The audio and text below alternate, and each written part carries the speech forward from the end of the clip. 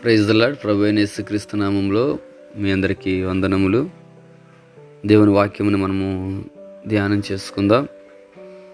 సామెతల గ్రంథము 22వ అధ్యాయము 1వ వచనం.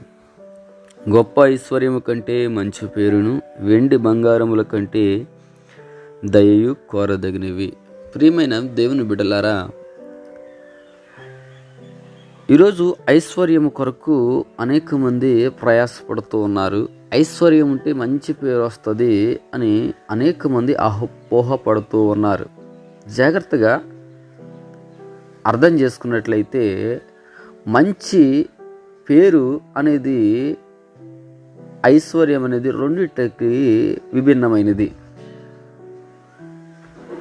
మంచి పేరు గనక మనం కోరుకున్నామంటే ఐశ్వర్యం మన దగ్గర ఉండదు. ఐశ్వర్యం కనుక కోరుకున్నామంటే మంచి పేరు మనకి రావు.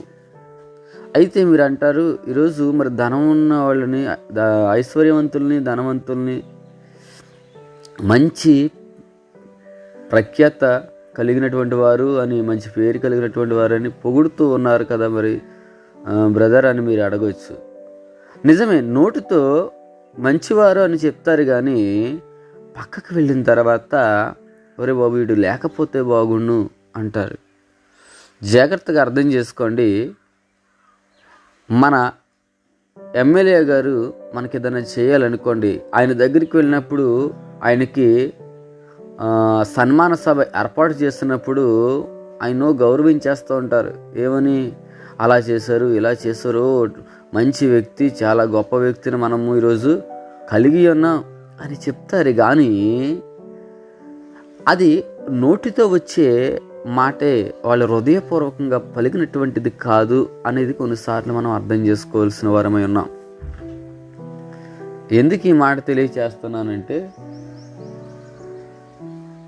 ధనవంతుల్ని ఎక్కడో మంచి పేరు కలిగినటువంటి వారు కొంతమంది మాత్రమే ఉంటారు. అయితే ఆ ధనము కొరకు అనేక పాటలు పడుతూ ఉంటాం, అనేక మందిని ఏడిపిస్తూ ఉంటాం, అనేక మందిని చంపుతూ ఉంటారు, అనేక మందిని చిత్రహింసలు పెడుతూ ఉంటారు. ప్రియమైన దేవుని బిడ్డలారా, దేనికంటే ధనవంతులు కావాలి, ఐశ్వర్యవంతులు కావాలి. అటువంటి ఐశ్వర్యము కంటే మంచి పేరు మేలు. Praise the Lord. ఈరోజు నీకు ఐశ్వర్యం ఉందని నువ్వు వెర్రవీగుతూ ఉన్నావా? అయితే దేవుడు అంటున్నాడు, అమ్మా దానికంటే మంచి పేరు మేలు. బాబు దానికంటే మంచి పేరు మేలు. నీకు ఐశ్వర్యం లేదని చింతపడుతూ ఉన్నావా?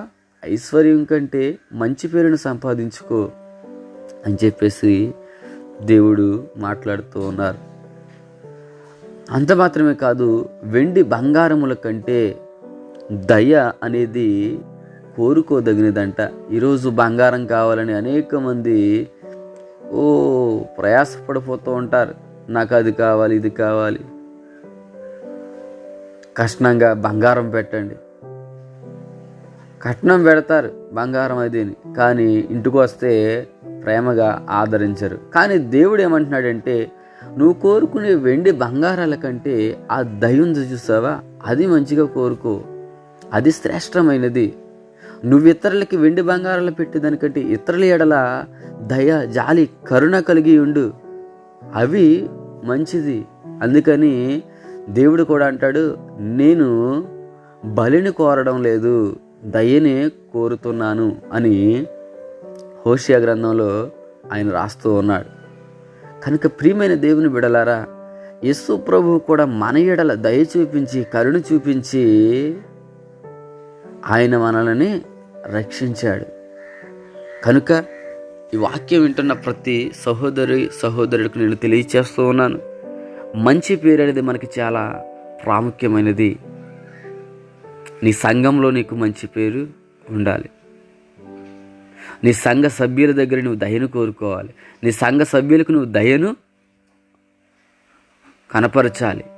అటువంటి వ్యక్తులుగా మీరందరూ, నేను కలిసి ఉండాలని దేవుని పేరిట తెలియచేస్తూ నా మాటలు ముగిస్తున్నాను. ప్రార్థన చేసుకుందాం. పరిశుద్ధుడా నీకే స్తోత్రాలు. నిజమే, వెండి బంగారముల కంటే నాయనా మంచి పేరు మేలు ప్రభువా. దయ మేలు నాయన. అటువంటి మంచి పేరు, దయ మేము కలిగి ఉండడానికి అది మీ వల్ల మాత్రమే సాధ్యమవుతుంది తప్ప వేరేదేది ధనము సంపాదించడం వల్ల మంచి పేరు రాదు నాయన. వెండి బంగారాలు కోరుకుంటే దయ రాదు. కేవలం నీవు అనుగ్రహిస్తేనే వస్తుందనే సత్యం తెలుసు కూడా నేను నిర్లక్ష్యం చేస్తున్నాను. దయతో మమ్మల్ని క్షమించి దయను అలాగే మంచి పేరును అనుగ్రహించమని నజరేయుడైన యేసుక్రీస్తు నామములో అడిగి వేడుకుంటున్నాం పరమ తండ్రి. ఆమేన్. God bless you all.